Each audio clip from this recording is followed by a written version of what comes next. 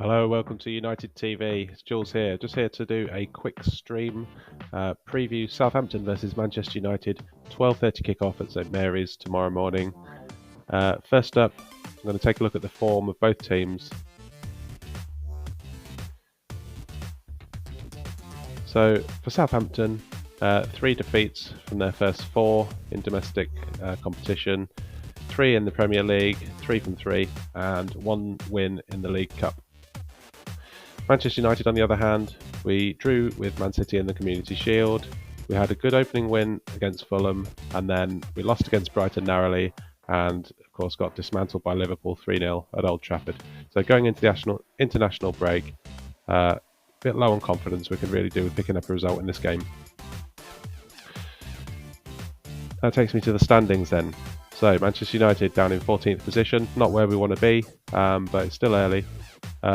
Played 3, won 1, lost 2, only scored 2 goals, conceded 5, which means we've got a negative goal difference of -3. We'll be hoping to get a positive goal difference by the end of the season, I would hope. Not like last year where we were in negative goal difference. Southampton, meanwhile, down in 19th position. They've played 3, they've lost 3, they've only scored 1, conceded 5. They've got a -4 goal difference. However, they've been very unlucky in some of their fixtures so far, particularly the one against Newcastle on the opening day. They deserved at least a draw from that one. Injury news then. Okay, we've got Lenny Yoro, who's broke his metatarsal.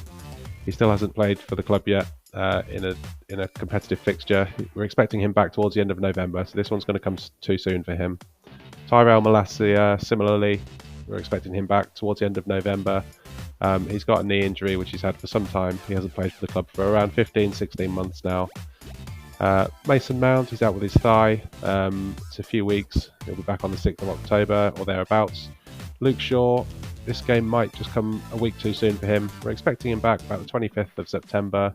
He's still out with his calf. He may feature in the match against Barnsley or perhaps in the next league game after that. Rasmus Højlund, similar to Luke Shaw, we expect him back. If not for this game, there's a slight chance he might make the bench, but I think it's going to come too soon. Then we may see him at Barnsley, we may see him start in that match to get some fitness. Victor Lindelof is doubtful for this fixture. He could be back, he may be on the bench. Don't think he'll feature.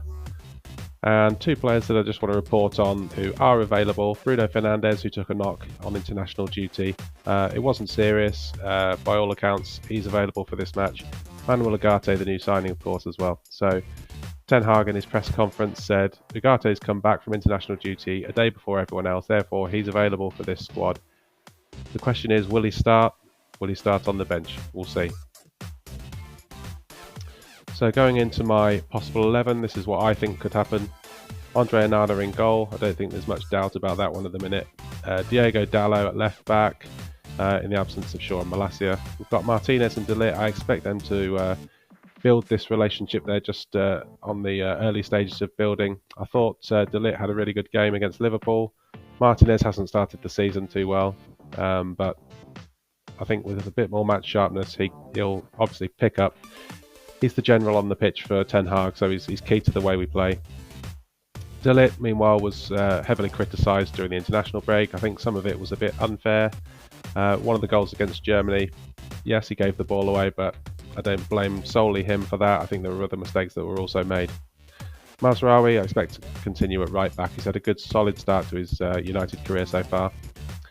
And then here's the one. So Manuel Ugarte, I think he'll come into this team. Now, at the beginning of the week, I thought there's no way he starts. There's no way he comes back from international duty where he's played 2 games for Uruguay, the last one in which he played 90 minutes, leaving him only 2 or 3 days to get here for the match at 12:30. Probably only had 1 training session with his teammates.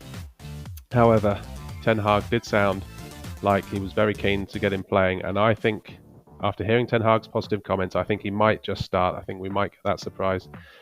Meanwhile, I think Casemiro will start alongside him. I don't think Casemiro is going to get cast out of the team. I don't think we're going to embarrass Casemiro. I think he's going to keep his place. And I think with Ugarte and Menu either side of him, then that will be the legs he needs. And we'll try and control that midfield. Southampton have had 65% possession in their opening games. It's the highest of any top league in Europe. So it's key that we can win that midfield battle if possible. And then in the forward line, I expect to see Marcus Rashford, I expect to see Bruno Fernandes and Joshua Zirkzee.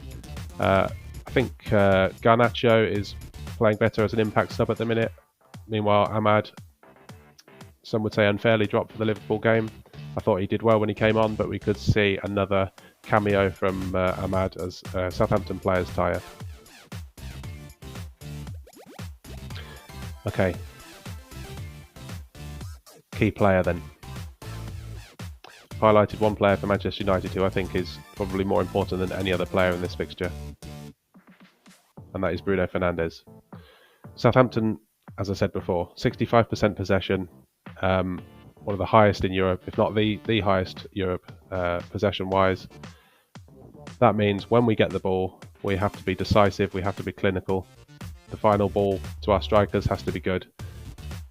There's no one better than Bruno Fernandes at doing that. We've seen him over the last 4 years. He's got a crazy amount of assists. His goals have somewhat dried up in the last 12 months, but he's still the man you go to if you need a goal. He's able to supply 3 or 4 good chances a game usually, and I would back Zirkzee to put some of the ones he missed against Liverpool away this time round. So for me, Bruno Fernandes is the key to winning this match. And score predictions then. My prediction for this game. I'm going for Southampton 1, Manchester United 3. I can see us having joy in this match with the press. Southampton have given away some really sloppy goals trying to play out from the back. It's a bold tactic from Russell Martin to try and keep playing this way in the Premier League. It's a tactic that brought them success in the Championship, but how many times have we seen teams come up, like Burnley last year are a great example. They've come up, they decide they want to play that way that they had so much success with in the Championship, but of course the Premier League is so much harder to do that. And by the sound of Russell Martin when he came out the other day, he doesn't have any intention to change the way he plays, the style of the team. So that's why I'm saying we'll get chances. That's why I think we'll score goals. 3-1 is my final prediction. 3 points, on to the next game.